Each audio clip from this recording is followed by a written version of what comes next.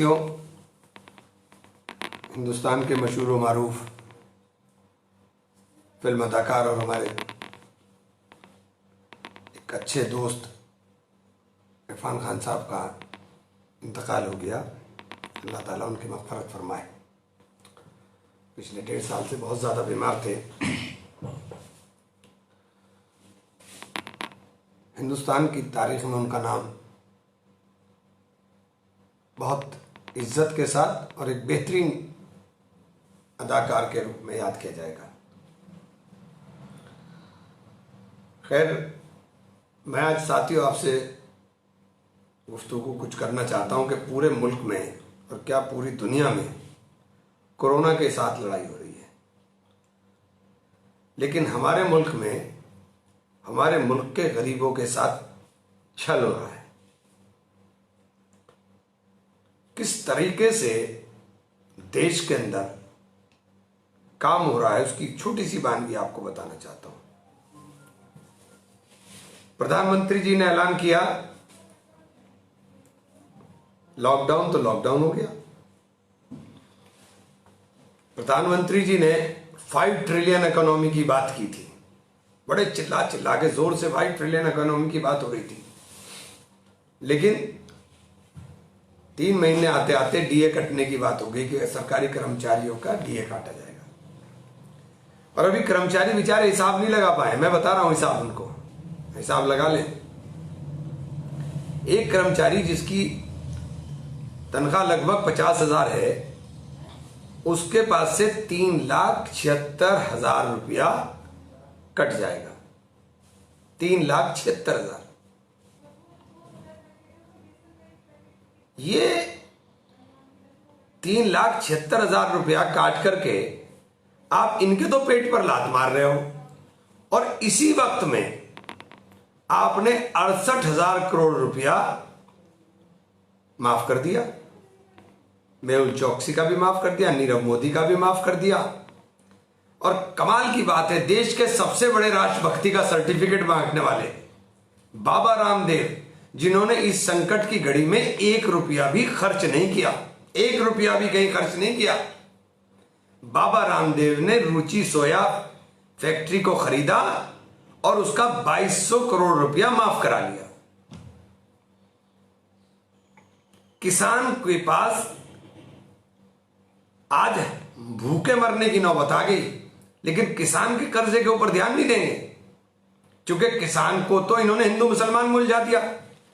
अब तो आप कोरोना में हिंदू मुसलमान ढूंढिए, जमाती ढूंढिए, आपको तो इससे फुर्सत नहीं है। और इनका काम चालू है। देश में क्या माहौल बना दिया आपने। फेसबुक के ऊपर कोई कह रहा है कि मुसलमानों से सब्जी नहीं खरीदेंगे, और कोई दूसरी तरफ कह रहा है कि हम अब के जो है ईद की खरीदारी नहीं करेंगे, क्योंकि ईद की खरीदारी करेंगे तो इनकी दुकानों से करेंगे। अरे कहां जा रहे हो, कहां गिरोगे भाई। तुम हिंदू मुसलमान में उलझे रहो और देश को बर्बाद करने के अंदर कोई कसर बच नहीं रही है। आप हिंदू मुसलमान में उलझे रहिए। ये तो अल्लाह का करम है, ईश्वर की मेहरबानी है कि हमारी इम्यूनिटी, हमारे शरीर के अंदर प्रतिरोधक क्षमता इतनी ज्यादा है कि ये कोरोना हम पर असर कम कर रहा है। ये किसी सरकार के चमत्कार नहीं है, ये भगवान का चमत्कार है, ये ईश्वर का चमत्कार है, ये अल्लाह का करम है कि ये इसकी प्रतिरोधक क्षमता हम पर असर नहीं कर रही, वरना कमी तो कोई आपने छोड़ी नहीं। भूखे मरने की नौबत आ गई। जिस मॉडल की आप दुहाई दे रहे, गुजरात आपने टेस्ट ही बंद कर दिए। अहमदाबाद का नाम सबसे ऊपर ना जाए, आपने टेस्ट बंद कर दिए। आगरा के अंदर ट्रंप गए, आगरा नंबर 1। तो आपको तो इसमें जमात ढूंढने के लिए लगा दिया कि देश की जनता बोली है, इसको जमात में लगा दो, इसको मुसलमान हिंदू के ऊपर लगा दो, इनको यहां लगा दो, और इनके बेसिक मुद्दे जो हैं, जो बुनियादी चीजें, उनके ऊपर से लोगों का ध्यान ही हट जाए। किसी अखबार के अंदर जो इन्होंने पैसा माफ किया है, किसी अखबार में उसकी खबर नहीं छापेंगे। छोटी सी छापनी है, बहुत छोटी सी, क्योंकि हर चीज के ऊपर इनका कब्जा हो गया। पालघर की हिंसा के ऊपर ताली बजा बजा के चीख चीख के करके स्टूडियो को उठा रहा था, लेकिन जो बुलंदशहर में 2 साधुओं की हत्या हुई उसके ऊपर चर्चा भी नहीं करोगे। आज फिर आगरा के अंदर एक ब्राह्मण प्रधान की हत्या कर दी गई, उसके ऊपर चर्चा नहीं करोगे। गोरखपुर के अंदर योगी जी की नाक के नीचे मंदिर के पुजारी को पुलिस ने डंडे से मार दिया, उसके ऊपर चर्चा नहीं करोगे, क्योंकि चर्चा तुम्हें वहां करनी है जहां तुम्हें नफरत का मसाला मिले, वरना उसके अलावा आपको बात ही नहीं करनी। तो आप लगे रहिए हिंदू मुसलमान के अंदर, देश के अंदर तो काम चल रहा है।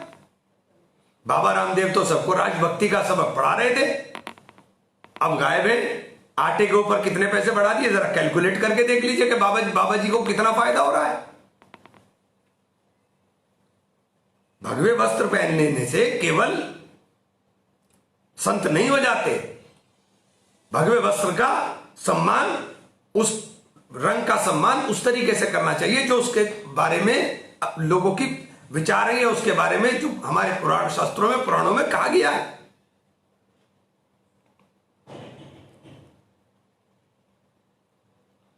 मैं इसलिए ये बात कह रहा हूं, और यही बात दूसरे लोगों पर भी लागू होती है।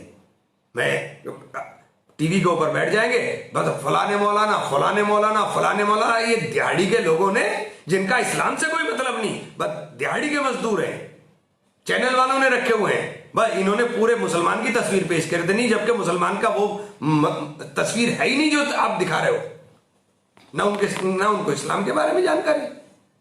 लेकिन बहरूपी हैं, दाढ़ी रखी हुई है माशाल्लाह, कम एक साफा सा लगाया, अब लोग समझेंगे कि पता नहीं कितने बड़े हजरत जी हैं, जबकि हजरत जी दिहाड़ी मजदूर हैं, वो तो दिहाड़ी के ऊपर आए हैं उनके यहां। लेकिन सब चीजें मिलकर के चल रही हैं, सब चीजें मिलकर चल रही हैं। आज जवाब नहीं दे पाएगा कोई, आज कोई जवाब किसी के पास नहीं है कि किसान भूखा मरने को नौबत आ गई। आपने 6.5 लाख करोड़ रुपया राइट ऑफ कर दिया पिछले 5 साल के अंदर, किसान को 2 रुपए देते हुए आपको दर्द होता है। एक खबर और दिखाता हूं आपको, एक खबर यह आज अखबार के अंदर है, लॉकडाउन में दाल तेल महंगा, सब्जियां सस्ती, दाल 100 रुपए प्रति किलो, गेहूं चावल की कीमतों में इजाफा। यानी आपकी समझ में नहीं आया, यानी जिनका भंडारण हो गया उनकी कीमतें तो ऊपर चढ़ेंगी, और चूंकि सब्जी जो है वो किसान सीधे बेच रहा है, उसका दाम डाउन आ गया। आज गेहूं की फसल तैयार पड़ी हुई है, खरीदार नहीं है, खरीदार नहीं मिल रहा है, लेकिन दाल के तेल के चूंकि इनका भंडारण हुआ है इनके मित्रों के पास, तो इसके रेट आसमान पर है। बाबा जी कमा रहे हैं पैसा, बाबा जी का राष्ट्रवाद चल रहा है, किसान उलझा हुआ है अपनी समस्या के अंदर। दुनिया में सबसे सस्ता तेल हो गया, इन्होंने 6 रुपए मेरे ख्याल से उसके ऊपर वो भी लगा दिया, कोविड टैक्स। मतलब सारी दुनिया में सस्ता हो गया तेल, आप महंगा करे जा रहे हो, क्योंकि वो जेब से आम आदमी की कट रहा है, और आम आदमी को तेल से वो नहीं मतलब है, आम आदमी को तो मतलब है मोदी जी ने तो भाई स्वर्ग बना दिया, स्वर्ग बना दिया। ये आने वाली नस्लों को बर्बाद करने की तैयारी है, समझ जाओ, समझ जाओ और समझ जाओ। ये देश में जो एक तरह से कब्जा कर करके, मीडिया के ऊपर कब्जा कर करके लोगों तक खबरें ही नहीं आने देना चाहते, ये तो भला हो फेसबुक का, भला हो इस सोशल मीडिया का कि ये थोड़ा सा बाहर निकल आ रहा है, वरना कुछ भी ना पता चले।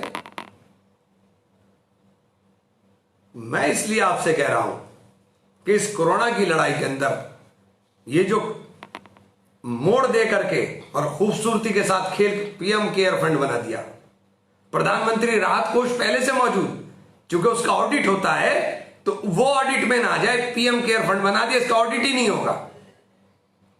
कंपनियों से उसमें पैसा ले लिया, दान ले लिया, और कंपनियों ने 15 से 30% के बीच में पैसा कर्मचारियों का काट दिया। वाह, क्या तरीका मोदी जी ने अपनाया है, सैल्यूट है मोदी जी को। लोगों की जेब कैसे कट सकती है, इससे बेहतरीन तरीका नहीं हो सकता। रोज शोर मचता है कि स्कूल की फीस नहीं जाएगी, स्कूल वाले ना फीस के लिए, आम आदमी परेशान है क्योंकि स्कूल वाले फीस के लिए तकाजा पूरा जबरदस्त किए हुए हैं। लेकिन आम आदमी की तो कोई चिंता नहीं, चूंकि आम आदमी के पास तो एक झुंझुना है, उसको तो नफरत का झुंझुना हिलाना है, उसको तो हिंदू मुसलमान हिंदू मुसलमान हिंदू मुसलमान फिर पाकिस्तान, बस इसी के इर्द गिर्द पूरी जिंदगी हिंदुस्तानियों की घुमा के रखती है। अरे भाड़ में गया पाकिस्तान भाई,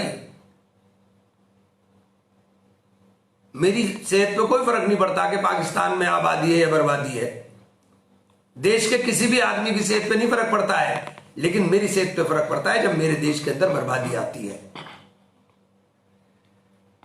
हम एक नाव में सवार है, नाव डूबेगी तो सब डूबेंगे, और जिस स्थिति की तरफ देश जा रहा है, बहुत, मैं आपको, हमारे नेता ने पहले आगाह किया था, मैं आपको कह रहा हूं बहुत खराब परिस्थिति है, बहुत खराब परिस्थिति है। इसलिए मैं कहना चाहूंगा कि आप सब लोग मेरी बात को बिना इस बात के कि क्योंकि इमरान मसूद बोल रहा है तो गाली बढ़नी शुरू हो जाएंगी। अरे इमरान मसूद अगर गलत बोल रहा है तो गाली दो, लेकिन अगर इमरान मसूद बोल रहा है, कहीं मन में 1% मन में विचार करके देखो कि इमरान मसूद गलत बोल रहा है क्या? देश के लिए बोल रहा है, ये दिल देश के लिए धड़कता है, इसके अंदर बहने वाला खून का एक एक कतरा देश के ऊपर कुर्बान है। लेकिन छद्म लोगों से सर्टिफिकेट की आवश्यकता नहीं है। इसलिए दोस्तों आपसे कहना चाहता हूं कि बहुत गंभीर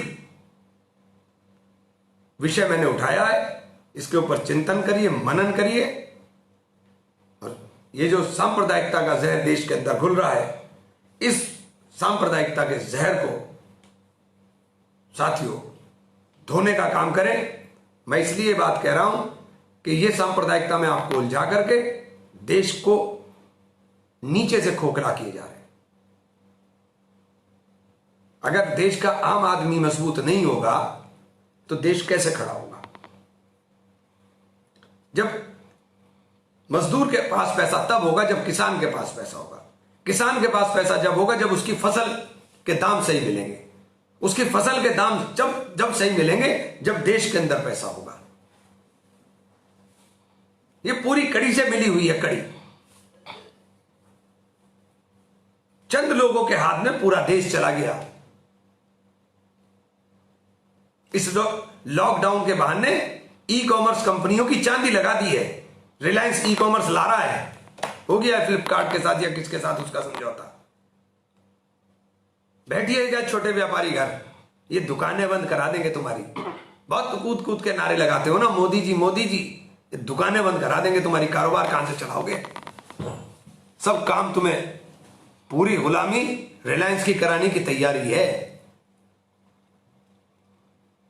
हम ही गरीब हो रहे हैं, कोई उद्योगपति गरीब नहीं हो रहा बड़ा, इनका दोस्त, इनका कोई मित्र गरीब नहीं हो रहा है। जरा गंभीरता के साथ सोचिए और गंभीरता के साथ सोच करके फिर फैसला लीजिए। धन्यवाद साथियों।